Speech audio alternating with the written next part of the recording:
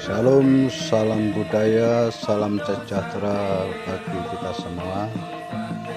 Mohon izin Bapak, Ibu, saudara-saudara sekalian, pada hari ini saya pendiri dan pembina Sanggar Wayang Wahyu Cakrabuana Kupang, Nusa Tenggara Timur mengekspos produksi wayang wahyu yang telah kami selesaikan pada hari ini. Dan ini adalah wayang wahyu cerita tentang Alkitab, yaitu sebagai sarana alternatif media penginjilan untuk kegiatan pementasan pada hari-hari raya gerejawi, yaitu Natal, Paskah, bulan budaya dan bahasa, bulan keluarga, dan lain-lain. Sanggar Wayang Wahyu Cakrabuana Kupang, Nusa Tenggara Timur didirikan sejak tahun 2020, tepatnya pada tanggal 28 Oktober 2020.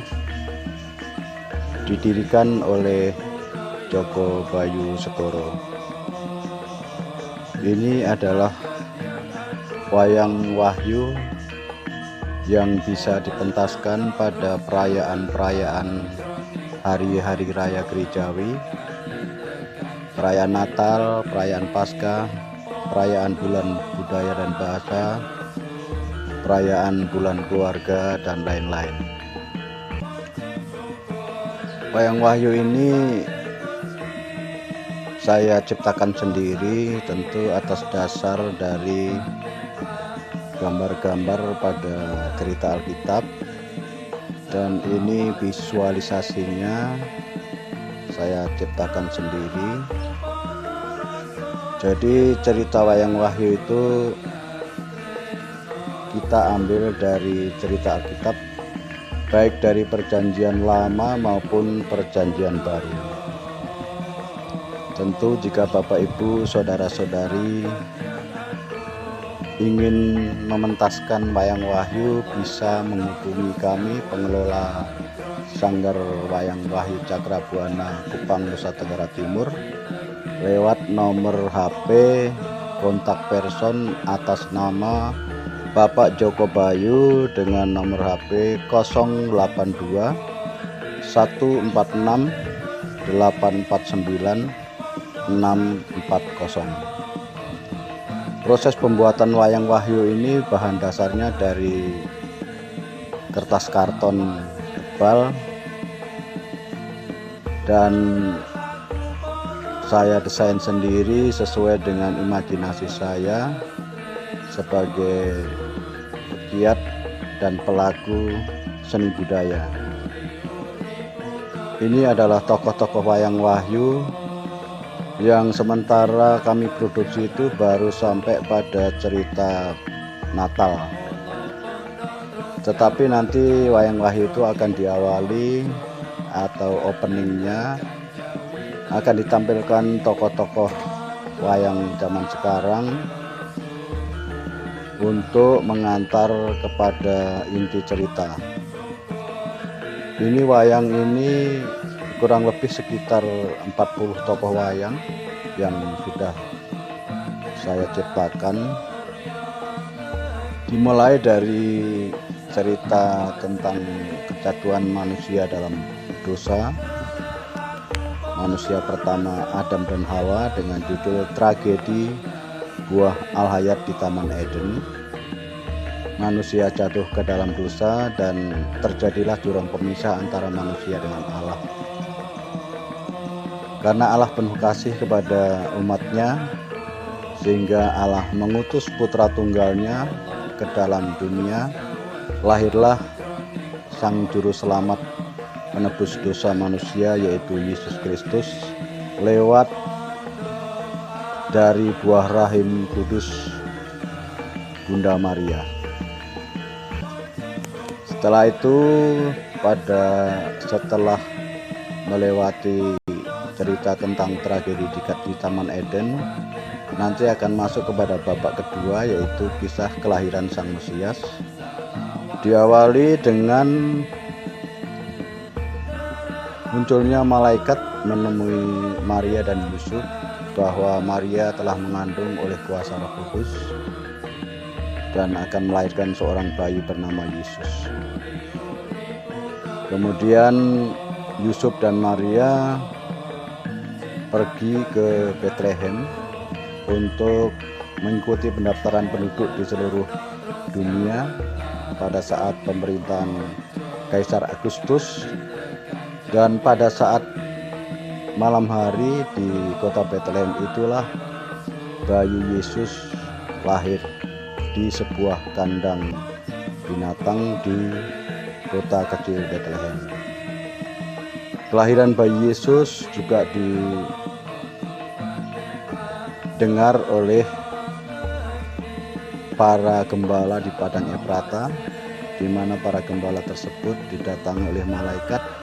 Malaikat memberitakan bahwa telah lahir seorang juru selamat, yaitu Kristus Tuhan di kota Daud, dan para gembala akhirnya datang menjumpai bayi Yesus di kandang Bethlehem. Disusul kedatangan para Majus. Sebelum menemui bayi Yesus, para Majus menemui raja wilayah Yudea, yaitu Raja Herodes Agung.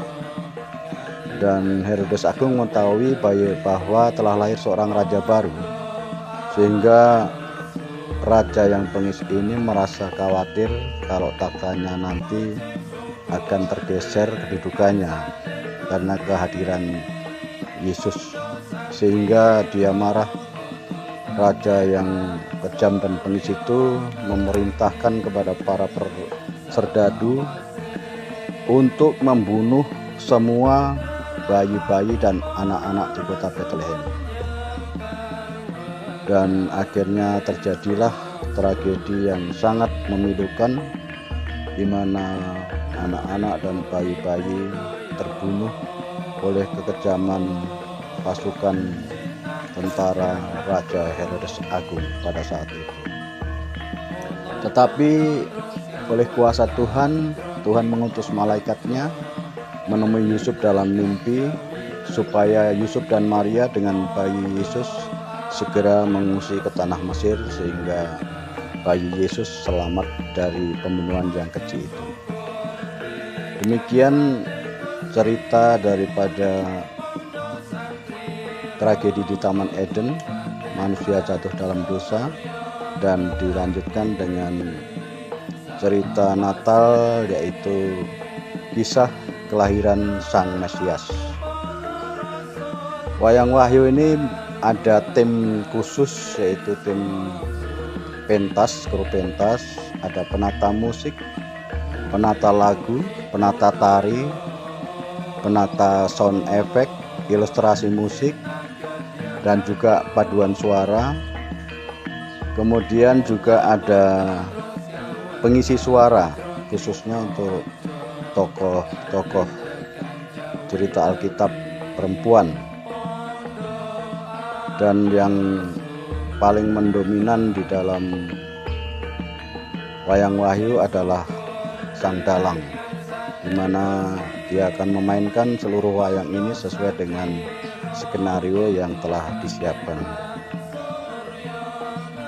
Demikian Bapak Ibu pemirsa sekalian, pada hari ini puji Tuhan bahwa saya telah menyelesaikan reproduksi atau rehabilitasi Wayang Wahyu selama 1 bulan, dan pada hari ini sudah bisa terselesaikan. Sekali lagi Bapak Ibu, saudara-saudari yang terkasih, apabila ingin mementaskan Wayang Wahyu bisa menghubungi kami, pengelola Sanggar Wayang Wahyu Kupang, dengan nomor kontak HP atas nama Bapak Joko Bayu, nomor 082 146 849 640. Sekian dan terima kasih. Kiranya kita tetap semangat di dalam melayani pekerjaan